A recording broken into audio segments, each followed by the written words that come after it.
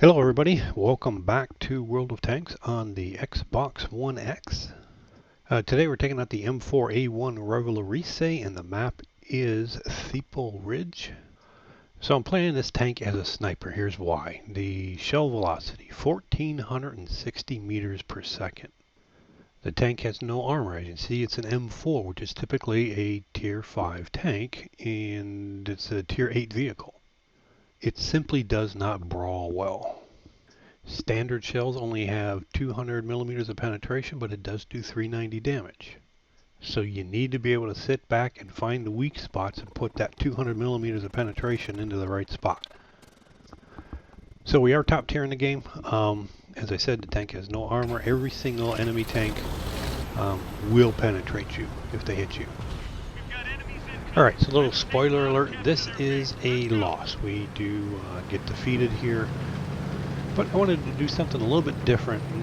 We've all had those games where we're just going about our business, taking some shots, doing some damage, getting some kills, and all of a sudden your commander, I guess it is, tells you, you know, we're the only one left. And you're thinking, what? What happened to my team? How can I be the only one left? So as we go through this game, I'm just going to switch over to a teammate's view. As he gets killed, we'll see where he was, what happened to him. I think you'll notice that most of our tanks, that's a good majority anyway, end up dying in that GH3 corridor, which is the corridor I will be shooting into. You know, it does make me wonder about the other player's situational awareness, map awareness. You know, you go to an area, or you see an area, you see a friendly get taken out by 3-4 enemy in an area, and then you proceed to that area by yourself.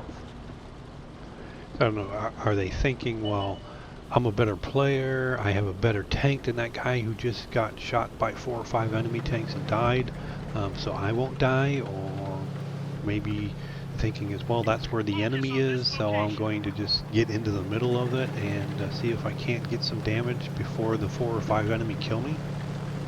So anyway, I've had enough losses where I just decided, you know, I want to take a look and see what happened to my team.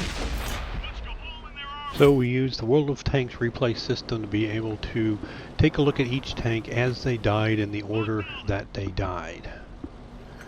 So, and coming up right here we have our light tank, the LTG. He went up there and he did get plenty of spots, and he was lighting up these guys who I was actually shooting. Unfortunately, he got tracked and killed, and immediately after that, our STA-1 gets shot in the side from their artillery in one shot. Wrong place, wrong time. I think their artillery does have a pretty big impact on this game, though. Alright, we're coming up on our third loss here. Our T-43 up against an enemy M4A1 Revalorise, up there in the very far northeast corner of the map all by himself.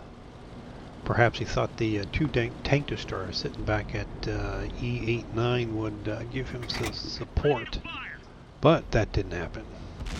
Alright, so real quickly we're down 3 tanks. We will catch up a little bit here. Here's our T-150 sitting up on the hill by the, no, I don't know what that is. Not even try and guess what that is, but he takes a few small hits, and then the enemy artillery finishes him off up there. So I'm sitting back here trying to get some type of penetrating shot on this T-29. He's not exactly a hull down, but my 200 meters of pen, yeah, it's not going to go through him. Somehow it looks like I hit him in the upper plate and tracked him. I can only guess my shot ricocheted into his tracks. Alrighty, coming up next, our Hellcat. He's dealing a little bit of damage on the M4A1 Revalorise that just killed our T-43. Unfortunately, like most vehicles in this game, if you want to hit anything, you have to actually stop and aim. And once you do that, you become an easy target. Alrighty, coming up next, our T-29. He is in the corridor, just sitting there in the open, not hull down. And from his view, you can see the 3 or 4 or more tanks that were going to be shooting at him, so whatever. And then we have the Tier 8 OO. Yeah, my 200 mil pen is not going to do much against him. In the meantime, our J Panther, pretty much in the same corridor, pokes his nose out and gets himself killed. And we're back to the Yoho. We are loading a premium round now. Now the premium round only has 250 millimeters of pen. Yeah, we can see by the outline he's definitely got a pretty decent angle from me. Maybe something in the turret, maybe one of the machine gun ports up there in the front if I hit it flush, I don't know. So we did fire 2 premium rounds, they both bounce, okay. I got 3 high explosive rounds. Let's maybe we can take out his gun or something. You know, the gun on this tank is simply not designed to take on super heavies or even heavies from the front. Have to aim for weak spots. And with the shell velocity, it's not that hard. It's reasonably accurate too. So while we're doing 26 damage to the Yoho, we'll take a look at our next tank, our T-34 Black. Just outnumbered really. It's a slow tank, slow turning turret, 13 plus seconds to reload. You got 4 or 5 guys shooting at you. Again, back in that same corridor area. Just no chance with that many enemies shooting at you. Okay, so now our M44, the artillery. Obviously, since we lost the east flank, they just pushed down to the south. So the Artie's dead, and immediately after that, our Gornich gets killed in the same corridor area. And then our IKV-65 looked like he was going to attempt to try and give our artillery support. So at that point, the commander basically saying that we lost our artillery, made me aware. Enemy is back by our flag, whether they're going to try and cap or if they're just going to push through. Either way, I have to turn my attention to that area. So enemy Scorpion G, he probably has worse armor than I do. He's got a slightly longer reload than I do. He's going to be similar. He's going to do more damage. But I think he has like 1,100 hit points versus my 1,400. So hopefully I can win this one. I mean, the Scorpion G, there's no way my shot will ever bounce on it. So, but I guess I could do an auto lock and shoot him in the tracks and have the tracks completely absorb the shot. So my advantage here is he gave up. Obviously, he didn't really have any cover down there, but just his actions were like, okay, I'm done. Alrighty, so now taking a look at the next 3 tanks in rapid succession here. They are all in that corridor again. They are now, I'm going to call it surrounded. First, our Oho goes down. We got the M4A1 Tier 6 and a Tier 8. Yeah, still has great frontal armor. He's gone. And finally over here, the Tier 8 here. And we can hear in the background there, we're the only ones left, and we're sitting here like, what the heck just happened? Well, the game is 7.5 minutes old, and I've heard that we're the only ones left a lot sooner than that.